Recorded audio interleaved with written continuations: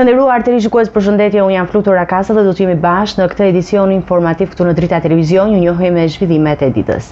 Këshilli për mandate dhe rregullore shtyu mbledhjen e planifikuar për shqyrtimin e kërkesës së SPAK-ut për heqjen e imunitetit të zëvendës kryeministres Belinda Balluku. Mbledhja, e cila filloi paraditën e së premtes, u zhvillua me dyre të mbyllura për shkak të sekretit hetimor dhe përfshirjes së personave të tjerë në hetim për tenderin e tunelit të Llogaras dhe Unazës së Madhe.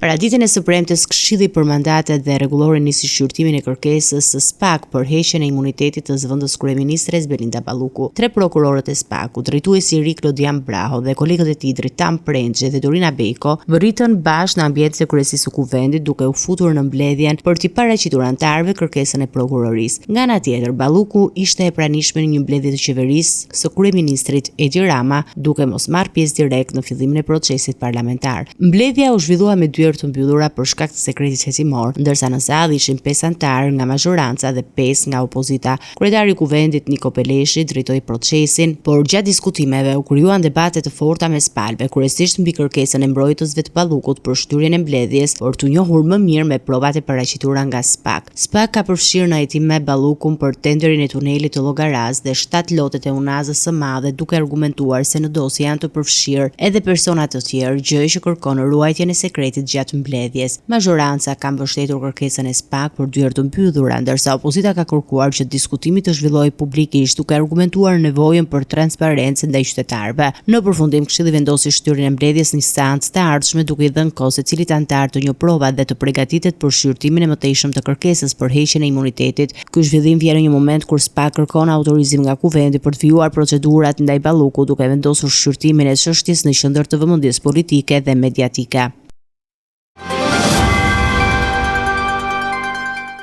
Mbledhja e Këshillit të mandateve për heqjen e imunitetit të zëvendës kryeministres Belinda Balluku u shty këtë të premte pa caktuar një datë të re. Gazmend Bardhi nga Partia Demokratike paralajmëroi se opozita do të kërkojë thirrjen e mbledhjes që të hënën ose të martën për të mos krijuar vonesa që mund të kompromentojnë provat. Bardhi akuzoi mazhorancën dhe kryeministrin Edi Rama se po tentojnë të zvarrisin procesin për t'i dhënë kohë Ballukut të diktojë provat e dosjes. Mbledhja e Këshillit të mandateve për shqyrtimin e kërkesës së SPAK për heqjen e imunitetit të zëvendës kryeministres Belinda Balluku zhvillua këtë të premte me debate të ashpra mes deputetëve të mazhorancës dhe opozitës, por përfundoi pa vendosur një datë re se kur do të rifillojë procesi. Gazmend Bardhi, kreu i grupit parlamentar të Partisë Demokratike, njoftoi se opozita do të kërkojë në përputhje me rregullorën e kuvendit thirrjen e mbledhjes që të hënën ose të martën e ardhshme, duke synuar që provat të mos kompromentohen. Sipas rregullores ka dy forma se si mblidhet Këshilli i rregullores dhe mandateve. Njëra formë klasike, kur ke një kryetar kuvendit të përgjegjshëm, është që e thret kryetari i kuvendit, forma tjetër është që e thret 1/2 e antarëve të Këshillit. Dhe dua t'ju informoj që 5 antarët e opozitës në Këshill do të thrasin mbledhjen e Këshillit të rregullores dhe mandateve të hënën maksimumi të martën e fillim javës që vjen, për të mos krijuar asnjë vonesë, sigurisht për t'i dhënë një kohë të caktuar të pandehurës që të vi dhe të mbrojë veten, sepse e ka të drejtë ligjore, por nuk është detyrimi i kuvendit, nëse nuk don të mbrohet, ne nuk e detyrojmë dot, që kështu është e drejtë e saj që të vi ta ushtroj. Bardhi theksoi se shqetësimi kryesor është që nëse mbledhja mbahet në 19 janar, siç kërkon Partia Socialiste, Balluku mund të ketë kohë për të manipuluar provat. Kanë vendosur të mbrojnë një të pandehur, kanë vendosur të japin kohë asaj dhe Edi Ramës për të prishur provat, për të intimiduar dëshmitarët dhe për të prishur procesin hetimor që ka nisur në ngarkim të saj, por që duhet përfundoj me urdhëruesin e vërtet të aferave korruptive për cilat akuzohet Belinda Balluku, që është Edi Rama. Sipas tij, mazhoranca po tenton të zvarrisë procesin duke kërkuar kohë shtesë për shqyrtimin e materialeve, ndërkohë që SPAK ka rekomanduar që 3 deri në 5 ditë janë të mjaftueshme për çdo deputet që të njohë provat. Që Edi Rama nuk e ka vendosur akoma se çfarë do të bëj me Belinda Ballukun dhe po jep kohë vetes. Po jep kohë vetes të njihet me materialin e provë, me provat e plota, deri ku shkon përgjegjësia e tij dhe sa të dhëna ka për të në atë dosje, dhe s'dyti se deri në ç'nivel mund shkoj kërcënimi apo rreziku që ja sjell lëshimi i Belinda Ballukut. Deputeti demokrat shtoi se Balluku ka marrë pjesën më të madhe të materialeve paraprakisht dhe ka mundësinë të përgatitet në mënyrë të njëanshme, ndërkohë që opozita ka pasur vetëm 72 orë për të njohur prova të ngarkuara për raste të tjera. Bardhia i quajti këtë tentativë të Ramës dhe Ballukut për të zvarritur drejtësinë dhe për të fituar kohë dhe për të ndikuar në dëshmitar dhe dokumente të rëndësishme të procedurës. Sali Berisha deklaroi se hetimet e SPAK-ut për tenderin e Akshit rrëzojnë sigurinë kombëtare dhe të dhënat e shqiptarëve që mund të jenë në duart e krimit. Kryedemokrati akuzoi qeverinë dhe kërkoi dorëheqjen e kryeministrit Edi Rama. Ai paralajmëroi protestë kombëtare në 22 dhjetor duke kërkuar mobilizim maksimal të aleatëve të Partisë Demokratike. Zbulimet e fundit nga hetimet e SPAK-ut për tenderat në Agjencinë Kombëtare të Shoqërisë së Informacionit kanë ngritur alarmin për sigurinë kombëtare, sipas kryedemokratit Sali Berisha. Në një konferencë për media, Berisha deklaroi se të dhënat e shqiptarëve mund të jenë tani në duart e grupeve kriminale. Siguria kombëtare e Shqipërisë është siguri kombëtare në sistemin e Aleancës Atlantikut Veriut. Të gjitha dhënat janë eksportuar nga të gjithë sistemet e IT-s në Shqipëri, nga Famziu, Ermal Beqiri, Ergjys Agasi, Mirlinda Kaçanaj. Kjo përbën ngjarjen më të rëndë në rrafshin e sigurisë kombëtare dhe të historisë shtetit shqiptar. Sot kartelet e drogës, armiqtë e Shqipërisë që i kontrollojnë, që punojnë me to, disponojnë çdo të dhënë. Berisha theksoi se një ministër nuk mund të përfshihet në korrupsion pa dijenin dhe urdhrin e kryeministrit Edi Rama, për cilën kërkoi dorëheqje të menjëhershme. Lubia ka qenë thjesht një shërbëtor e tij, ka vjedh, nuk them që s'ka vjedh, po ka zbatuar urdhrat e tij ama. Janë urdhrat, janë aty, janë të gjitha ndosë urdhrat e Edi Ramës. Kryedemokrati njoftoi gjithashtu se këto abuzime janë arsye të forta për protestuar në 22 dhjetor dhe bëri të ditur se vendimi për organizimin e protestës u mor gjatë një takimi të zhvilluar këtë të premte me aleatët e PD-s. Por ka revolta paqësore, të cilat kanë oscilacionet e tyre. Takimi me partitë aleate erdhi vetëm disa ditë para protestës, ku Berisha kërkoi koordinim dhe mobilizim maksimal të strukturave të opozitës. Ai theksoi se kjo do të jetë një protestë që nuk do të ndalet deri në dorëheqjen dhe rrëzimin e qeverisë Rama. Kryeministri i vendit Edi Rama njoftoi nisjen e projektit Smart City Albania që synon instalimin e kamerave inteligjente në qytete, rrugë dhe mjedise publike. Projekti synon të transferojë kapacitetet e policisë së shtetit dhe të përmirësojë menaxhimin e territorit. Rama theksoi se sistemi do të forcojë sigurinë dhe besimin publik duke mbuluar të gjitha lëvizjet kryesore në vend.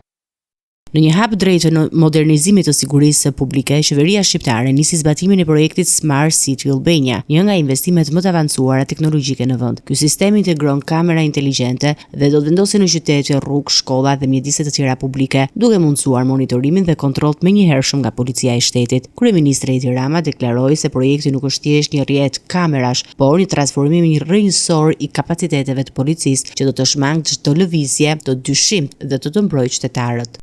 Nuk ka nevojë që dikush të filmoj me kamera një punonjës policie që nuk përmbush standardet e komunikimit të një nxënësi të klasës parë. Sepse në kohë reale, kamera e trupit e një polici që është duke debatuar me një qytetar, sjell debatin në sallë operative. Bëhet e pamundur që kamerat të fiken dhe të ndizen sipas dëshirës, sepse një kamera e fikur sinjalizohet menjëherë në qendër. Kreu i qeverisë shtoi se rrjeti mbulon 20 bashki me problematikat e larta dhe do të bëjë të pamundur ikjen e makinave në drejtim të paditur, duke sjellë standarde të larta ndërkombëtare në menaxhimin e territorit. Ky projekt ndihmon të gjithë drejtuesit e ndershëm dhe të gjithë punonjësit e ndershëm policisë së shtetit dhe i ndihmon në radh parë duke ju alarguar të gjitha hijet e tunduese të keqes. Kush do doj të shmanget syrit policisë shtetit për të bërë keq, do duhet të mbulohet me ferexhe kur dalin rrugë. Përndryshe nuk ikën dot as sekundi. Nuk mund të ketë më makina që ikin në drejtime të paditura. Bëhet e pamundur, bëhet thjesht e pamundur, sepse syri për cilin fola ka një rrjet mbulimi që në 20 bashkit me problematikat, me popullsinë, me lëvizjet më domethënëse. Projekti mbështetet strategjikisht nga Emiratet e Bashkuara Arabe dhe pritet të përmirësojë rendin, sigurinë dhe besimin publik, duke ndihmuar drejtuesit dhe punonjësit e ndershëm të policisë dhe duke penguar veprimet kriminale. Shqipëria nuk do të zgjasë ndalimin një vjeçar të platformës TikTok. Kryeministri Edi Rama konfirmoi se është arritur një marrëveshje bashkëpunimi me rrjetin social pas negociatave të drejtë për drejta. Vendimi vjen pas debatit publik për të nxitur nga shqetësimet për sigurinë dhe dhunë mes të rinjve. Shqipëria nuk do të lejojë sërish përdorimin e TikTokut, duke mos e zgjatur ndalimin një vjeçar që hyri në fuqi në muajin mars. Kryeministri Edi Rama e bëri të ditur vendimin në një intervistë për mediat prestigjioze Politico, ku konfirmoi se qeveria shqiptare ka zhvilluar bisedime të suksesshme me përfaqësuesit e platformës, duke arritur një marrëveshje bashkëpunimi. Rama u shpreh se rezultati i negociatave ka qenë pozitiv dhe se palët kanë ndërtuar një partneritet, ndërsa në javët ose muajt në vijim pritet të prezantohet një plan konkret për përdoruesit shqiptar në përputhje me angazhimet e marra nga qeveria. Jemi të kënaqur për rezultatin. Ne kemi krijuar partneritet dhe shpresoj që në javët ose muajt e ardhshëm do zbulojmë planin për popullin shqiptar ashtu siç premtuam. Kryeministri theksoi se ishte i surprizuar nga qëndrimi i bashkëpunuesit TikTokut, duke shtuar se fillimisht pritej një reagim kundërshtues apo presion nga platforma, por qëndrimi i drejtuesve të saj ishte sipas tij i hapur dhe konstruktiv. Në fillim ishte normale të mendonim se ata do të na luftonin, do ta kmerreshin ndaj nesh, do të na bënin presion. I takova vetë dhe mbeta vërtet impresionuar nga qëndrimi i tyre. Ata po dëgjonin me shumë vëmendje argumentet tona. Sipas shkrimit të Politico, kompania në Seli në Pekin nuk ka dhënë ende një reagim zyrtar për këtë vendim. Dalimi i një vjeçari i TikTokut u vendos nga qeveria shqiptare si mas pas vrasjes tragjike të një nxënësi 14 vjeçar pas një konflikti të nisur në rrjetet sociale. Autoritetet kishin deklaruar se vendimi u mor pas konsultimeve me shoqërinë civile. Megjithatë, Politico vëren se ndalimi pati ndikim të kufizuar në adresimin e dhunës në shkolla dhe në hapësira digjitale. Mbledhja e sekretariatit etikës për dënimin e 29 deputetëve të Partisë Demokratike u shty për ditën e martë. Deputetët e opozitës kërkuajnë që mbledhja të zhvillohej me ndyer të hapura, çka solli debate të forta me majorancën. Ndëshkimet u kërkuan të variojnë nga 10 deri në 60 ditë përjashtim nga kuvendi. Mbledhja e sekretariatit të etikës ku pritet të merrë vendimi për masa disiplinore ndaj 29 deputetëve të Partisë Demokratike mes tyre dhe ish-kryeministrit Sali Berisha është shtyr për ditën e martë në orën 10. Vendimi u mor pas kërkesës së opozitës, e cila argumentoi se deputetët duhet të njihen paraprakisht me provat mbi të cilat mbështeteshin masat ndëshkuese. Deputetët demokratë u paraqitën në grup në kryesinë e kuvendit për të marrë pjesë në mbledhje, ndërsa situata u shoqërua me debate të forta mes përfaqësuesve të majorancës dhe të opozitës. Demokratët këmbgulën se mbledhja e sekretariatit të etikës të zhvillohej me dyer të hapura, kërkesë që u kundërshtua nga socialistët. Gjatë debatit, kreu i grupit parlamentar të Partisë Demokratike Kazmet Bardhi akuzoi majorancën se po synon të vendosë një kuvend një-partijak dhe kërkon përgjegjësi nga deputetët që kanë firmosur kërkesat për pezullime. Bardhi deklaroi se çdo masë ndëshkimore duhet të mbështetet në fakte konkrete dhe jo sipas tij në akuza politike, duke shtuar se socialistët po përdorin gjuhë përçarse dhe po etiketojnë opozitën. Në përfundim, Bardhi propozoi shtyrjen e mbledhjes për javët e ardhshme në mënyrë që secili deputet të ketë kohën të njihet me materialet dhe provat, kërkesë që u pranua nga sekretariati i etikës. Pas tensioneve të së njëjtës në seancën plenare, majoranca ka kërkuar ndërshkimin e deputetëve demokrat për veprime të konsiderueshme të dhunës me masa përjashtimi që varion nga 10 ditë deri në 60 ditë nga punimet e kuvendit.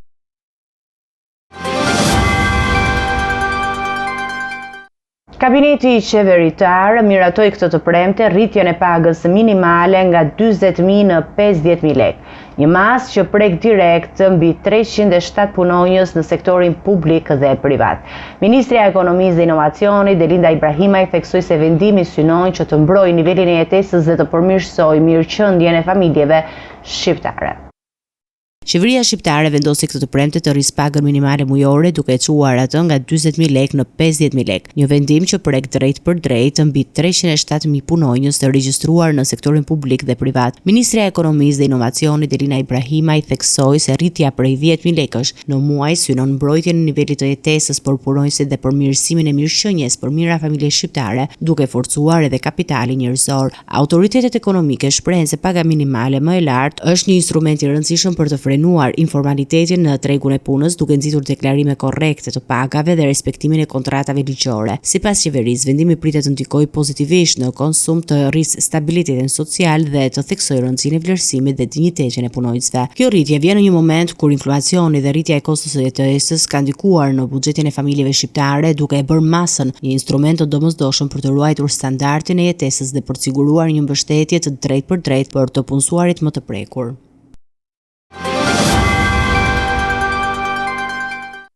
Një sasi lëndë plasëse është hedhur në automjetin e Dritan Janos, nipi prokurorit Thomaj Jano në Tiranë. Ngjarja ka ndodhur gjatë orëve të para të mëngjesit në zonën e Selitës së Vogël. Nga shpërthimi janë shkaktuar vetëm dëme materiale, ndërsa policia ka nisur tashmë hetimet. Një shpërthim i lëndplasë është regjistruar rreth orës 03:20 të mëngjesit të kësaj të premte në Selitë të Vogël në Tiranë. Sipas policisë, lënda plase është vendosur në automjetin e Dritan Janos, 39 vjeç, nipi prokurorit Thomaj Jano. Në momentin e shpërthimit, automjeti ndodhej i parkuar në oborrin e banesës së tij. Fatmirësisht, nga ngjarja nuk ka persona të lënduar, por janë shkaktuar dëme materiale në mjet si pasojë e shpërthimit. Menjëherë pas sinjalizimit në vendngjarje kanë mbritur shërbimet e policisë dhe grupi hetimor, të cilët kanë nisur punën për zbardhjen e rrethanave të ngjarjes dhe identifikimin e autorëve. Dritan Jano ka deklaruar parajtuesve se nuk ka pasur konflikt apo përplasje me persona të tjerë dhe se nuk ka dieni për arsyet që mund ta kenë çuar në këtë akt. Burimet nga policia bëjnë me dije se 39 vjeçari ka punuar për më shumë se 10 vite në Institutin e Meteorologjisë dhe nuk rezulton personi skeduar nga autoritetet. Hetuesit dyshojnë se ngjarja mund të ketë lidhje me një konflikt të mundshëm të momentit, por deri tani nuk ka një pistë të qartë hetimore. Grupi hetimor vijon punën për mbledhjen e provave dhe identifikimin e personave të përfshirë në këtë ngjarje.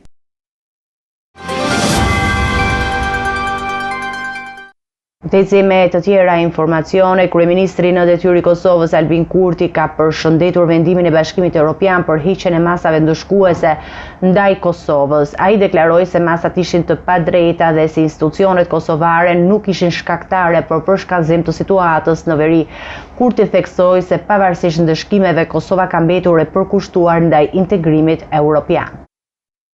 Kryeministri në detyrë i Kosovës Albin Kurti ka mirëpritur heqjen e masave ndëshkuese të vendosura nga Bashkimi Evropian, duke i cilësuar ato si të padrejta që nga dita e parë. Gjatë mbledhjes së qeverisë, Kurti deklaroi se institucionet e Republikës së Kosovës nuk ishin përgjegjëse për eskalimin e situatës në 4 komunat në veri dhe se pikërisht ato kanë qenë faktori kryesor i deeskalimit. Kurti theksoi se gjatë periudhës së masave ndëshkuese, Kosova ka qenë objekt i sulmeve serioze nga Serbia, duke përmendur sulmin terrorist në Banjsk dhe sulmin ndaj infrastrukturës kritike në kanalin i Bërlepenecit. Sipas tij, çdo kompromis ndaj sundimit të ligjit do të ishte fatal për shtetin e Kosovës. Shefi në detyrë i ekzekutivit u shpreh se pavarësisht masave, qeveria nuk ka qenë asnjëherë e hidhëruar me Bashkimin Evropian dhe ka mbetur plotësisht të përkushtuar ndaj integrimit evropian, përmbushjes së kritereve për antarësimin dhe vlerave demokratike. Ai sulmoi gjithashtu ish opozitën, duke deklaruar se dëmi më i madh financiar për Kosovën ka ardhur nga bllokimi i projekteve në kuvend, përfshirë planin e rritjes së BE-s për 880 milion eurosh dhe marrëveshjen me Bankën Botërore me 120 milion euro. Kosova ndodhet prej 11 muajsh pa institucione me funksion të plot pas dështimit të lëvizjes vetëvendosje për të siguruar shumicën parlamentare. Vendin e presin zgjedhjet parlamentare të parakoshme në 28 dhjetor.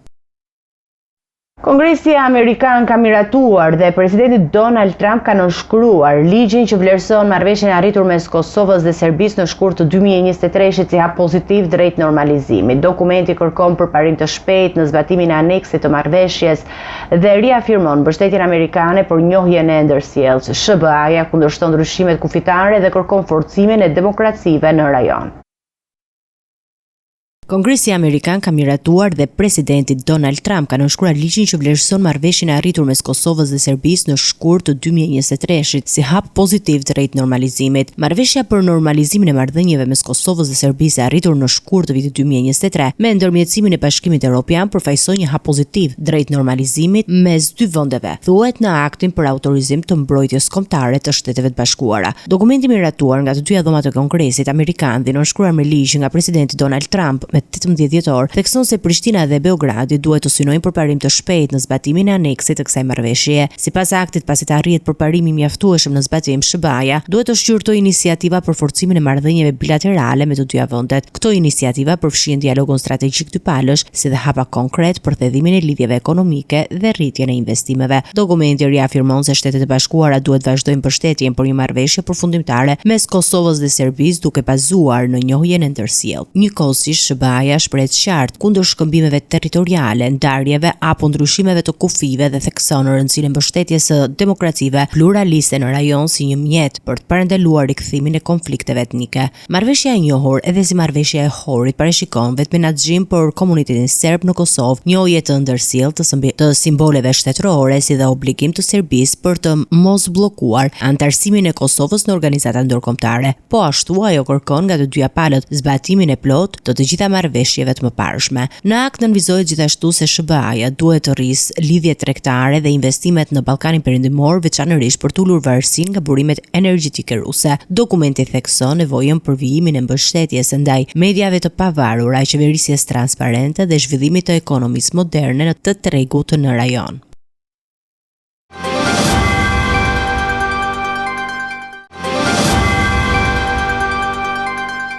Të nderuar televizionistë, do të jemi me parashikimin e motit.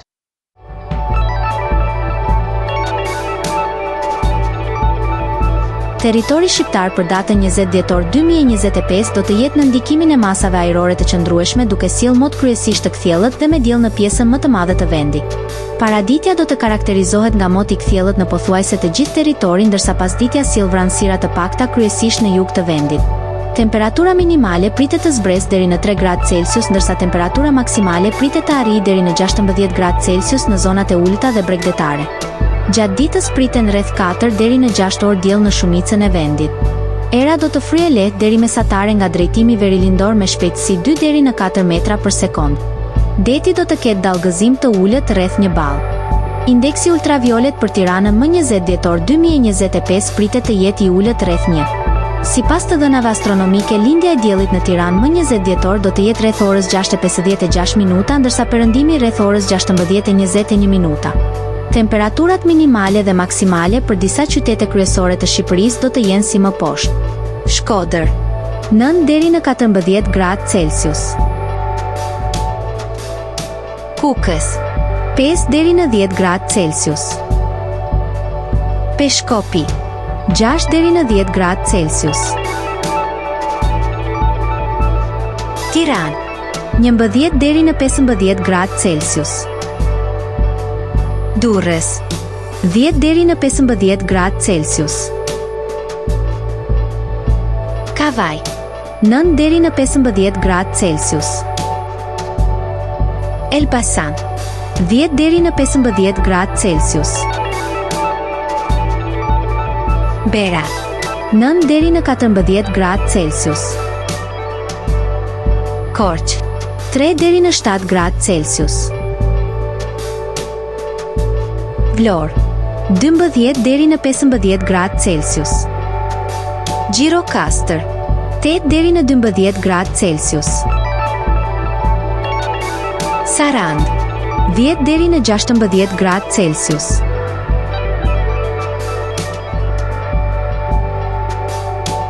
Territori i Kosovës për datën 20 dhjetor 2025 do të jetë në ndikimin e motit të qëndrueshëm me intervale të gjata me diell dhe vranësira të lehta në disa zona. Paraditja do të jetë kryesisht e kthjellët, ndërsa pasditja sjell vranësira të pakta në zonat perëndimore dhe qendrore. Temperatura minimale pritet të zbresë deri në -2 gradë Celsius, ndërsa ajo maksimale të arrijë deri në 10 gradë Celsius. Era do të fryejë lehtë nga drejtimi verilindor me shpejtësi 2 deri në 3 metra për sekond. Indeksi ultraviolet për Prishtinën më 20 dhjetor 2025 pritet të jetë i ulët rreth 1. Sipas të dhënave astronomike, lindja e diellit në Prishtinë më 20 dhjetor do të jetë rreth orës 6:55 minuta, ndërsa perëndimi rreth orës 16:11 minuta. Temperaturat minimale dhe maksimale për disa qytete kryesore të Kosovës do të jenë si më poshtë. Mitrovica, 0 deri në 10 gradë Celsius. Podujev, -1 deri në 9 gradë Celsius. Skënderaj, -2 deri në 7 gradë Celsius. Pej, 4 deri në 9 gradë Celsius. Prishtinë, 0 deri në 9 gradë Celsius. Gjakov, 0 deri në 7 gradë Celsius. Malishev, 0 deri në 7 gradë Celsius. Gjilan, 0 deri në 9 gradë Celsius. Ferizaj, 0 deri në 8 gradë Celsius. Kaçanik, 1 deri në 9 gradë Celsius. Suharek, 1 deri në 7 gradë Celsius. Prizren, 0 deri në 6 gradë Celsius. Ishte gjithçka e përgatitur në këtë edicion informativ. Për më shumë zhvillime dhe informacione, klikoni në faqen tonë zyrtare drita.tv. Mund ta ndiqni edhe në rrjetet sociale, Facebook, Instagram, YouTube, ku jemi me përditësime në çdo kohë. Vazhdoni të qëndroni në shoqërinë e programacionit Drita Televizion. Bashkë me ju takofshim në edicionin e ardhshëm.